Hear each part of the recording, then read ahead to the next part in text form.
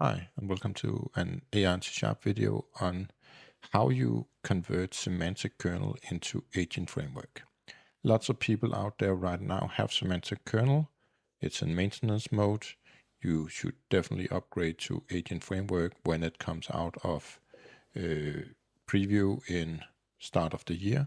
So now's the time to have a look at how you can do that. So in this video, I'm gonna convert a sample project I have. I have a video of a live upgrade as well in my channel. But if you want to see it a little bit more structured and easy to look at, this is the one for you. Because in this, we are going to see how to take normal chats, streaming, structured output, tool calling, RAG, and everything from semantic kernel, throwing the NuGet package away, putting in the others, getting a lot of errors, and getting rid of them. So let's get started. So I have a folder here in my sample repo, and the repo is linked in the descriptions. So I have a before and a finished. So this is the one that actually uses agent framework, while this one uses semantic kernel. So I'm gonna change this live, but you might want to instead look at this in the end. So what I'm gonna do here is show you how the thing works and what code we have here. So we have two NuGet packages, semantic kernel agents core and Azure AI, and then we have the in-memory. So these are the three packages we use. And this is a web API, so we can do a little dependency injection on things here, but it's not needed both for semantic kernel or agent framework. I have some credentials that I grab from a secret manager, not part of any of the two, and it will remain the same. And then I have something called a MyKernel factory, which can build different kernels. So we have the normal kernel create builder. We add a chat completion to it. We add some middleware in terms of auto function invocation filter. And we build our kernel so we can give it to the various objects here. And then we use the Azure OpenAI embedding generator where we can get the embedding generator for the RAG stuff. Then comes 6 map posts, one for chat, where we try to use the kernel directly, just getting a question back. And this happens via a chat request object, which is just a question. The kernel factory is dependency injected here. And we get a response back, which is just the answer back. Nothing special there. We do something similar with streaming here. It's not really streaming because it's just a map post, but we are doing some streaming here where we go in and just do streaming. Then we do a map post with chat history, where we use the chat history object. We actually don't need that one here, and we don't need these. They are just in the way. We do a chat history, add a question, add it to the history, add another question, add to the history, and we'll see how that will be changed in Agent Framework. In the same manner, we have tool calling. So we have a tool where we import the tool from object, and this tool is down here. In general, this is in one big file, and you can see there's 273 lines of code. That is on purpose so we can both tell how many lines of code there are after the fact. So 273 is our starting, and we'll see in the end how much there will be left with Agent Framework. But down here we have two tools. They are dummy tools, more or less, with no real implementation of a get weather. It's always sunny and 90 degrees. And in terms of a get date and time, it's really in the real life way. And the weather result is just a record here. So in the tool call example, we call this tool. We give the agent the option to do tool calling. And we just get our answer back like normal. Then we have a structured output example where we give our agent its response format, and this response format is just a movie result with movies inside, where we then ask the agent to give us the JSON back and deserialize that JSON to the movie result. And finally, we have the RAG part, where we go through and make some RAG ingestion here. You wouldn't have normally do that in the call itself, but just to keep it simple for the demo, we ingest all the data. So all of this will not change because that is not part of agent framework. We'll get back to that. We get our kernel. We ask for the RAG. We do a search in the RAG, and we give that data next to the question for our agent. So that is all the code there is. We can run it, and we can see we have a little HTTP file here, so we can test it. So we can ask what the capital of France is. It'll come back and says it's Paris. We can ask streaming how to make soup, and after a little while it's been cooking up the recipe. It will give us back a long answer about that. We can do the chat history, where we see a complete chat history back. Not really the real way you would do it, but that was the best way I could do it with just a web API. Then we have the tool calling, and the tool calling will show that the auto invocation filter will happen and show that the things was called and being used to find that it's sunny and what the time is in Paris right now. Again, the input and output is not that important here. Then we have structured output, where we can see we get our movies back. And we have a RAG where we ask for what is the Wi-Fi password, which was one of the 10 things. So doing RAG search, finding that, and giving us back what the Wi-Fi password is. So all good and well. Now let's do the conversion. And in order to do that, we of course need to go to our NuGet packages and get rid of some and add some. So first we will get rid of agents core here. We don't need semantic kernel agents.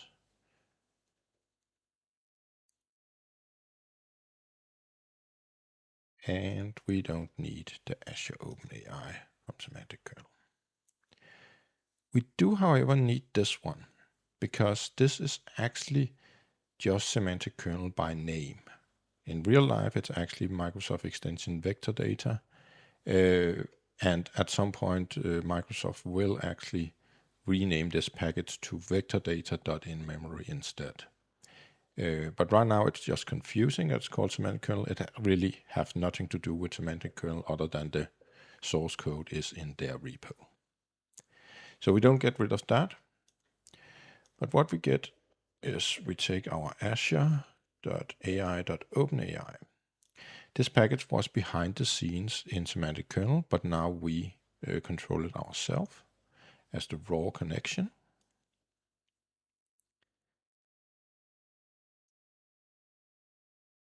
And the other package is the Microsoft Agent Framework package, which is the OpenAI package we need. So let's put that in as well. So 2 packets removed, 2 packets added. And once we do that, the code will be very sad. We hook this on so we don't need. Here we go. So we get, there will be more errors in 1 second.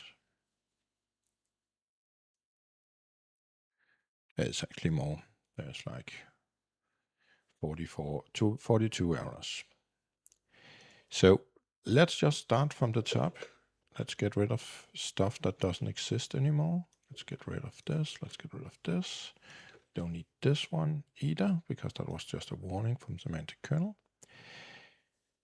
So what we first need is we actually need a builder.services.add singleton. And we need a singleton for the Azure OpenAI client. And this might feel strange for a semantic kernel person that we need to do this on our own, but it will make much more sense down the line. So we get that in, and then we don't need this kernel factory anymore. So let's just delete it entirely. There we go. And get rid of its registration. Because what we are going to do is every time we have a kernel factory here in the different methods, we instead want to do an Azure OpenAI client of type client. So let's replace those in all the 6 methods, so we don't have this anymore. But because it's dependency injected here, we can do this in the various map posts. We still need embedding generator, but we need to new it up in a slightly different way. We need to say add embedding generator, and it will be constructed on the fly. And we do that by taking our provider.get required service.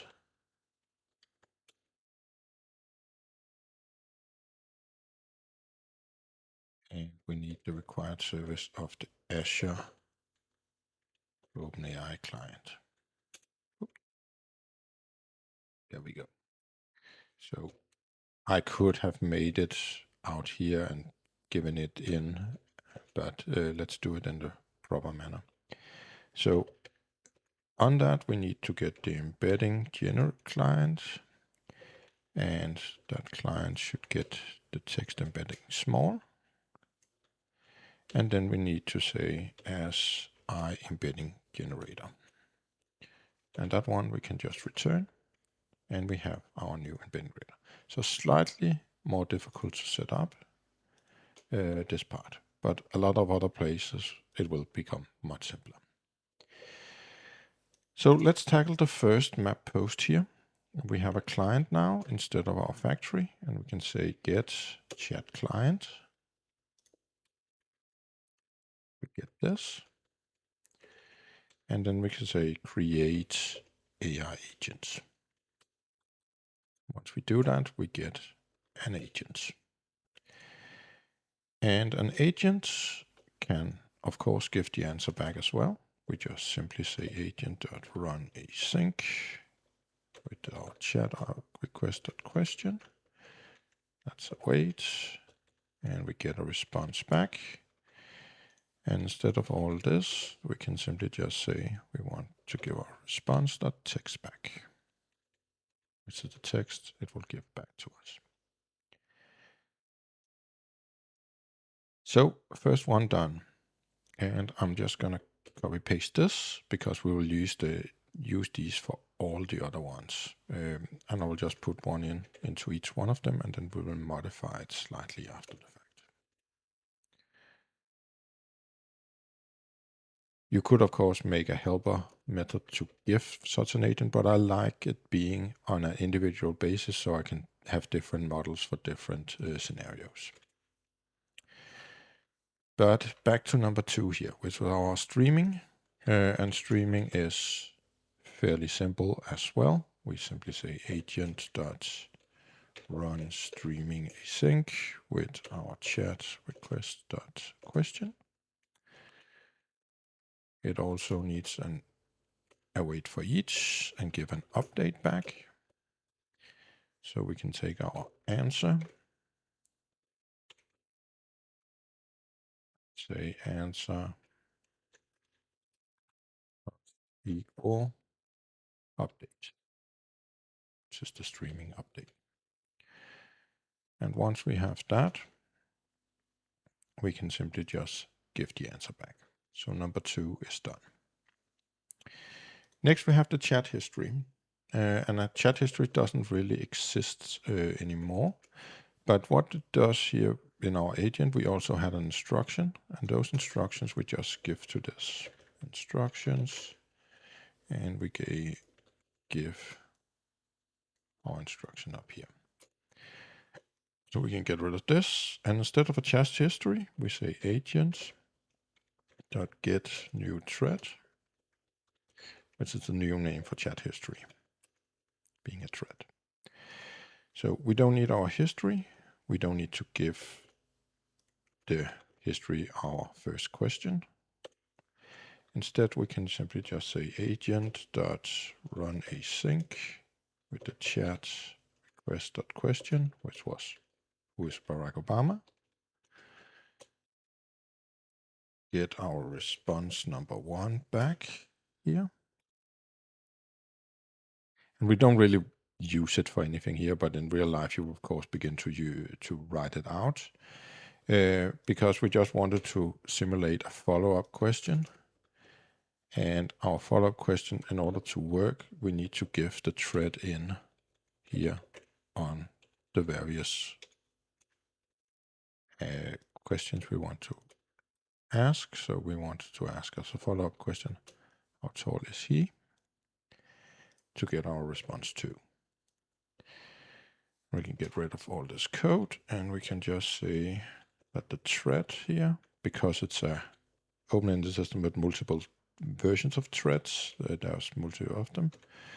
But we know in our case it's a chat client agent, so it has a chat client thread. And when we get one of those, we can say chat client thread dot message store dot get messages. And we know that this is not null. So we can await this and get our messages back that has been asked between them, because the thread will take care of putting the input and the output into this. And we can go in and just return the messages because they have the same structure back. Onto the tool calling. So we have our agent again. That agent needed some instructions. So we just take the instructions. The old one needed a function calling behavior, so it would actually call functions. By default, Agent Framework could do it, so we don't need to. But instead, we need to give the tools. And the tools is just a collection of AI tools, as they're called.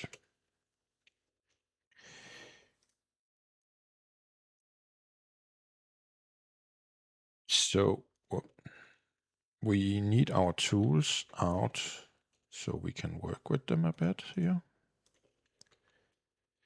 So let's put them up here.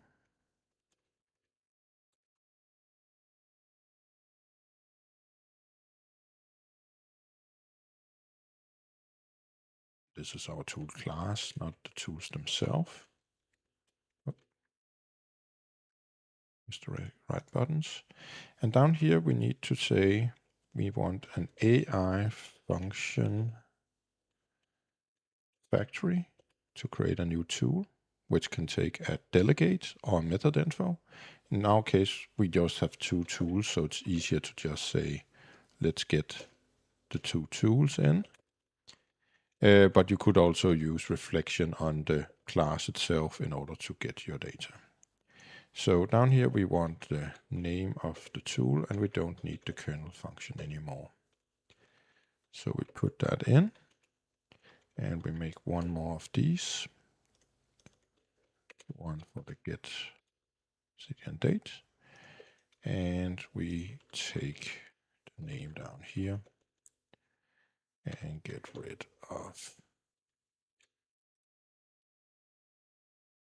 this, so we have the right names here. So now we have our tools in place. We don't need our kernel. We don't need to import. We don't need to make this agent. all we need to do is answer back, so we don't need the answer here. We just say agent.run async, and we ask our question.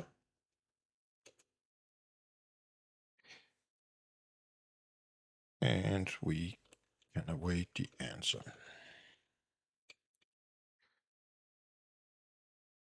And once we have that, we can just say response.text.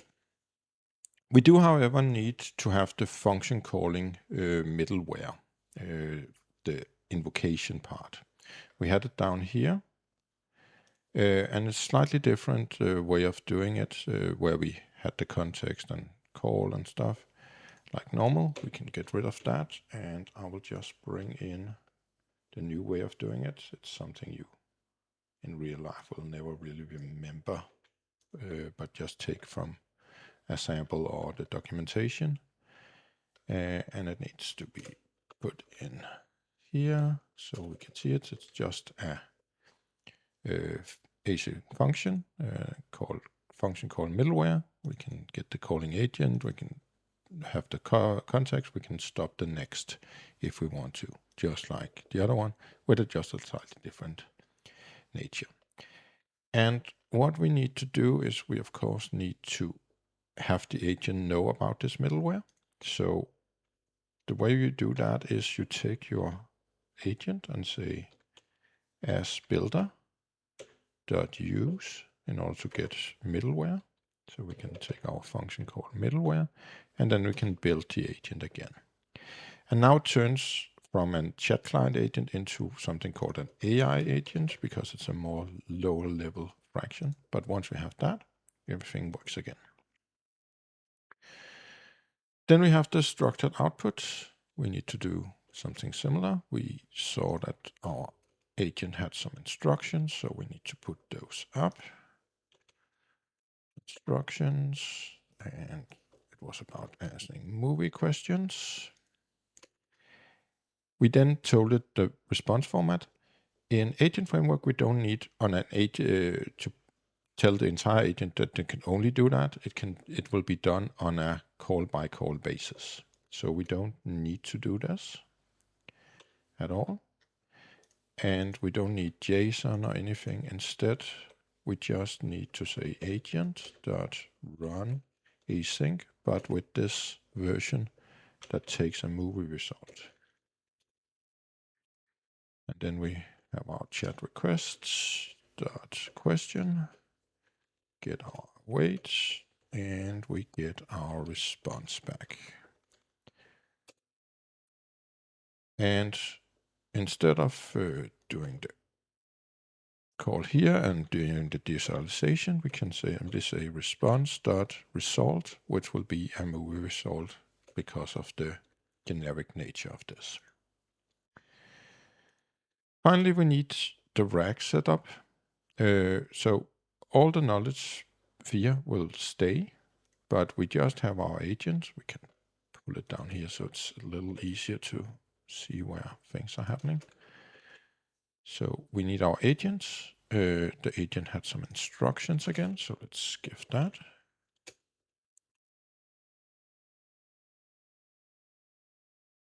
But beyond that, we don't need any of this code.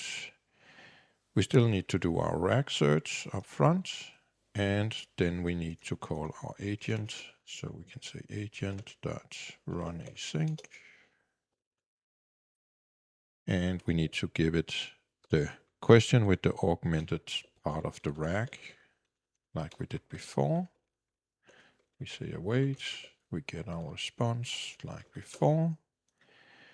We get rid of all this and just say response.text. And once we have that, we have thrown away all the things we didn't use, and we should be ready to go. So if we run this, let's see. So the code is running, and again, we can try and use the same test over here. We asked what is the capital of France for semantic kernel. And now we get the capital of France from Agent Framework instead. We did it with streaming on how to make soup.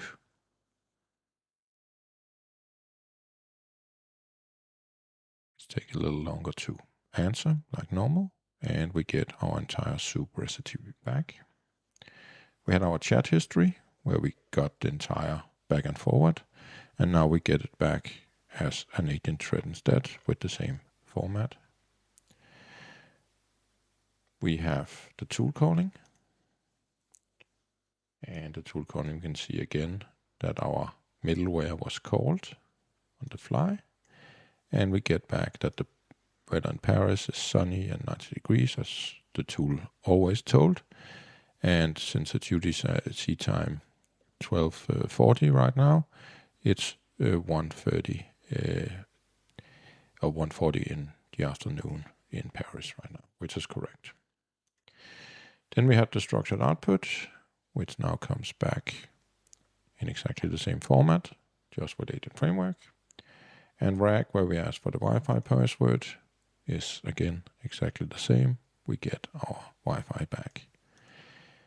So this is actually everything that is to it. And we saw that we had 273 lines of code or something like that. And now we are down to 202 lines.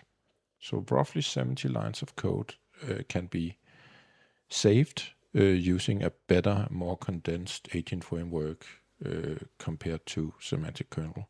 So you also get more concise, better named, in my opinion, easier to work with, especially around structured output, where you on the fly can ask for the data.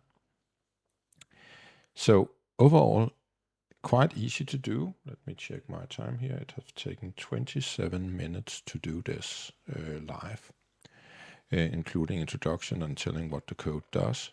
So it should be fairly easy for you as well to go from this. And as mentioned, what we just did is down here in the finished version. I will undo this just after this, but all the exactly the same we did before is here as well, so you can see it and use it for your own migrations. So good luck with those, and see you in the next one.